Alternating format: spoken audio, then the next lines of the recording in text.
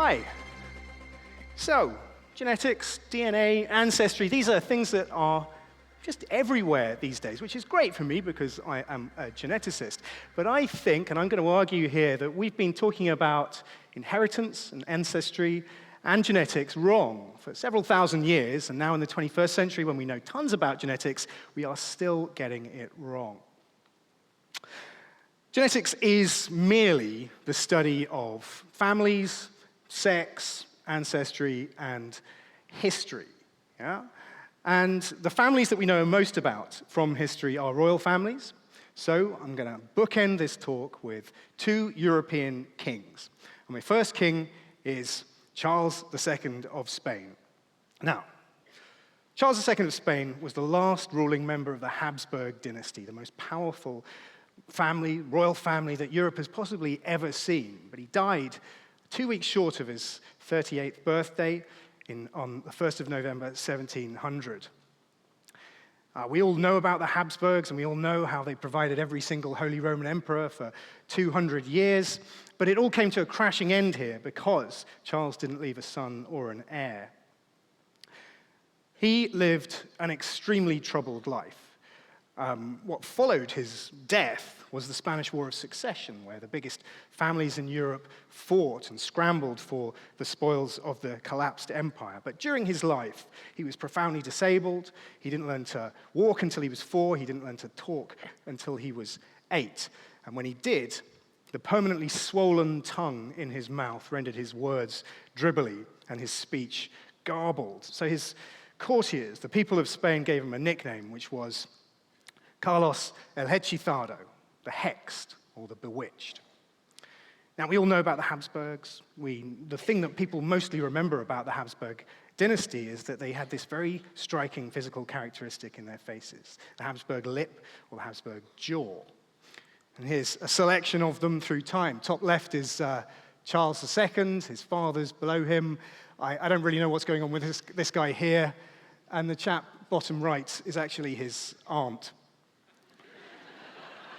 And we laugh about how unattractive they are with this ridiculous chin, the Habsburg lip. But actually, they regarded it as a kind of a badge. It was emblematic for them of their divine power. And they tried their best to keep this emblem, to keep this physical characteristic in their family for as long as they possibly could. Now, the reason that Charles lived such a bewitched life is because 150 years before he was born, this family stopped outbreeding. So I want you to think in your head of a standard family tree, your family tree. So you at the bottom with 2 parents and 4 grandparents and 8 great-grandparents and so on back 7 generations. If you go 7 generations back, you should have more than 250 people in your family tree, maybe a few less than that. I'm from Suffolk, so I can say that with impunity. All right, so you got that family tree in your head, yes? Now, this is the family tree of Charles II. Yeah, right. There are 29 people on this family tree, so he's almost an order of magnitude short of the required number of people that you should have going 7 generations back.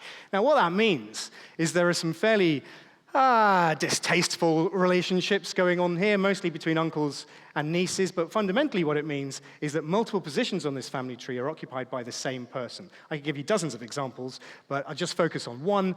Margarita of Austria is his grandmother on that side, and his great-grandmother on that side. She's also his great-aunt at the same time. Now, we refer to this as being suboptimal.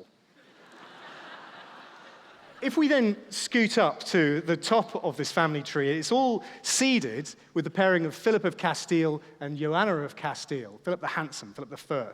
Now, Joanna had a nickname too. She was known as Joanna la Loca, the mad or the insane. So if we go back to the family tree now, we can see that there are, in fact, 9 different routes you can get from Charles to Joanna la Loca. Which means that she occupies 9 different positions, which should have 9 different women in his family tree on 3 different generations.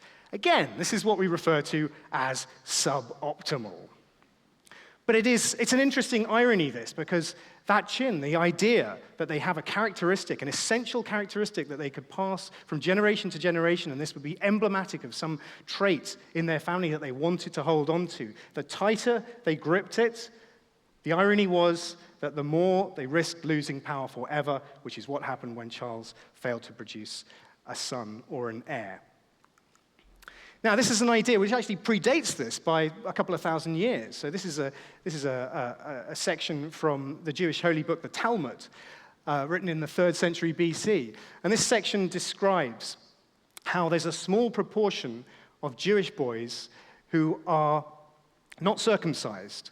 They are allowed to be excused from circumcision if 2 or 3 of their brothers in a particular pattern have died, have bled to death, having been circumcised at birth.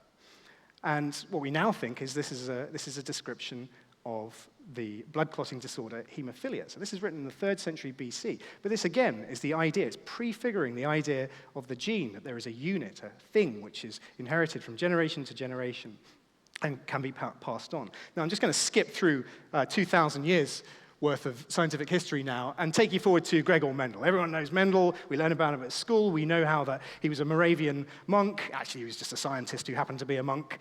And his experiments with peas, he bred peas together, and with that, he worked out the rules of inheritance. He worked out that there were particular patterns to the way characteristics were passed from generation to generation, units of inheritance, what we now call genes.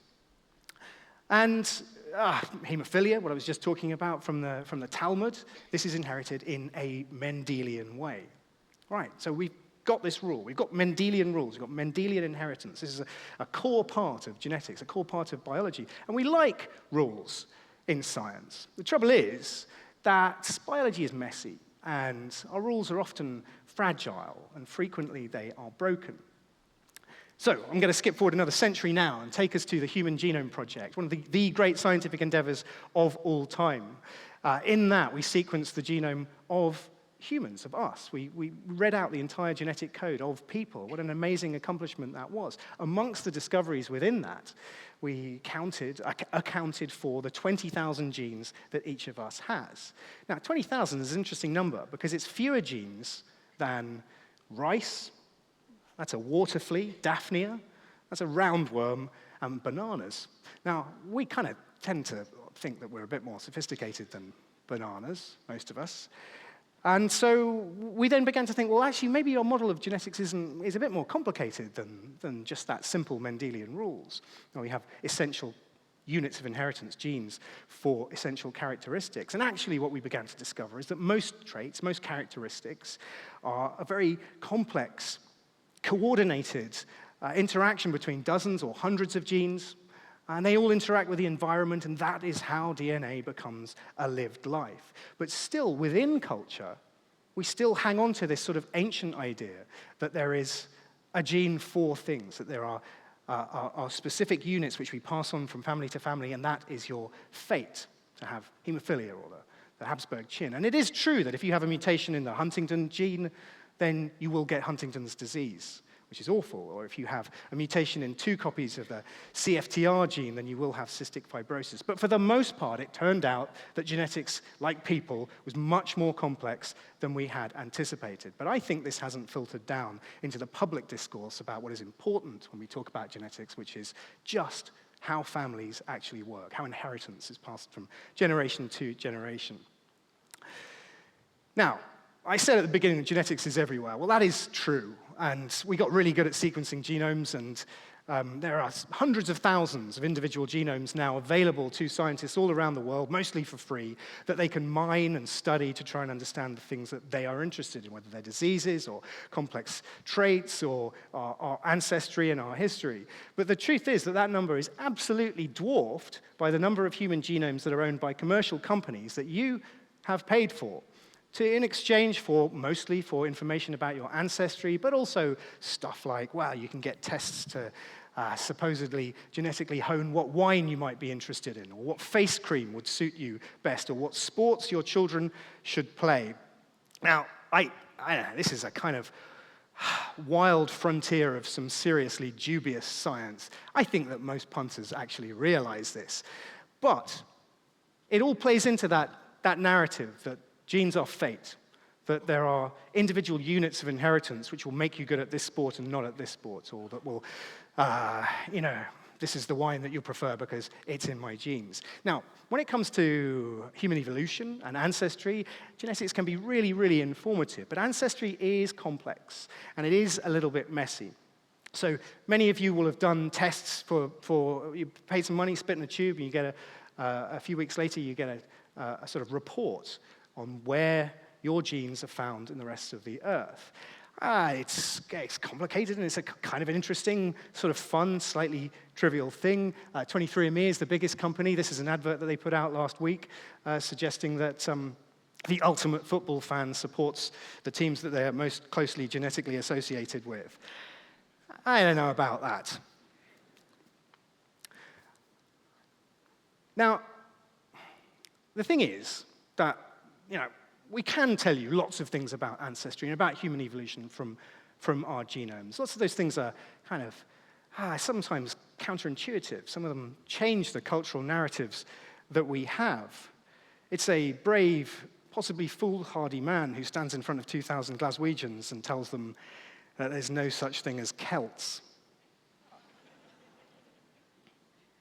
What I mean by that is that Celtic people are not a genetically distinct group. That is a cultural grouping. So I'd appreciate it if I could leave here alive. And I get emails every single week from people either saying or asking whether they're descended from Vikings. Because let's face it, Vikings are really cool, and everyone should be much more like Thor.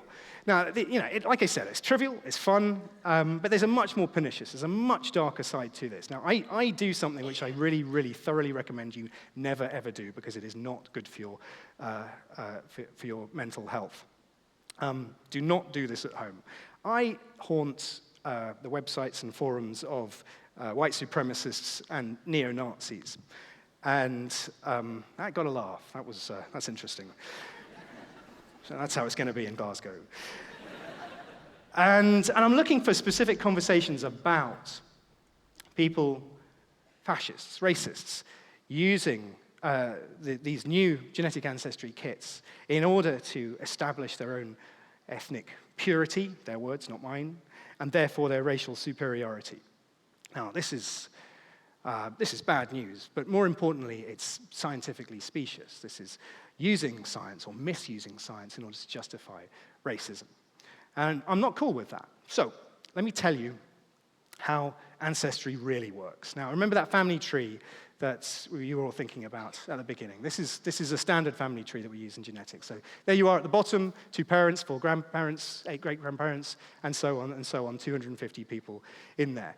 Now, and standard in genetics is to think about 25 years as a generational time. So you get 4 generations on average per century. And this is 7 generations, so this is one person's ancestors going back to the middle of the 19th century. So it's about 250 people for one person going back to the middle of the 19th century, which means that 4 people is going to be 1,000 people, 1,000 ancestors in the middle of the 19th century. And so 100 people, say the front 2 rows of the auditorium here, that is going to be 900,000 people in your ancestry of 100 people going back to the middle of the 19th century. Now, we can't keep doing this, because if we continue to double the number of ancestors that you have every generation back through the past, by the time you get to the 10th century, the number of ancestors that one person will have is going to be 1 trillion. Is that a trillion? It's a trillion. Now, that is about 1,000 times more than the number of humans that have ever existed. So that can't be right. We know exactly what's going on here. It's a little bit like the Habsburgs, but not in a really dangerous way. Actually, as you go back through time, your family trees begin to collapse in on themselves. And multiple positions on your family tree are occupied by the same person. It is a form of inbreeding, but actually we refer to it as coalescence. Now, ultimately, we know this, of course, because if you look at a family tree of first cousins, they have a shared ancestor in a grandparent. And all of the people above the grandparent are the same. Right? So there's shared ancestry there. And so what that means is you can see how the branches of your family tree begin to become entwined with each other the further you go back through history. We have to deal with the fact that there are more people alive today than at any point in history. But historically, you should have more ancestors than at any point in time. So you clash those 2 numbers together. Now, eventually what falls out of this, initially about 15 years ago worked out in mathematics, and more recently using genetics by teams over in America, Graham Coop, is that you come up with a concept which is known as the isopoint. Now, this is quite a tricky concept to get your head around, but what it is the time when all branches of all family trees cross through all individuals alive at that time. Okay? Or another way to think about it is, at the isopoint, everyone alive who has descendants alive today is the ancestor of everyone alive today. Does that make sense? Just nod. Okay. When the isopoint for Europe was calculated a few years ago, it came out as the 10th century. Wow. 1,000 years ago, everyone in Europe who has children, who has descendants who are alive today, they were the ancestors of literally every European alive today. All branches of all family trees cross through all individuals only 1,000 years ago. It shows how profoundly closely related we all are. Who do we know who has descendants who are alive today who was alive in the 10th century? Well, mercifully, thankfully, not Richard Branson or Christopher Lee, but both of them have done their family trees and demonstrated that they are descended 40 generations from Emperor Charlemagne, the first Holy Roman Emperor. Now, the fact that he was alive in the 9th century, before the isopoint, means that, yes, Richard Branson and Christopher Lee are descended directly from Charlemagne, but that also means that everyone is. Literally all Europeans are directly descended from Charlemagne. Remember I talked about the Vikings a minute ago? The Vikings came before Charlemagne, which means that literally all white people on Earth are descended from Vikings. If you want to pay 100 quid and spit in a tube to have some guy in a white coat tell you that, fill your boots. I'm telling you this for free. Now look, what does this mean? I started with one king and I ended with another in order to talk about how we talk about inheritance and how we've got it wrong over the years and how we have to think more carefully about what genetics and ancestry actually means. Because, you know, it turns out that ancestry is messy, biology is complex, genetics is super complex, people are horny. And if we really want to understand ourselves and our families and our history, then we need to embrace that complexity. Thank you very much.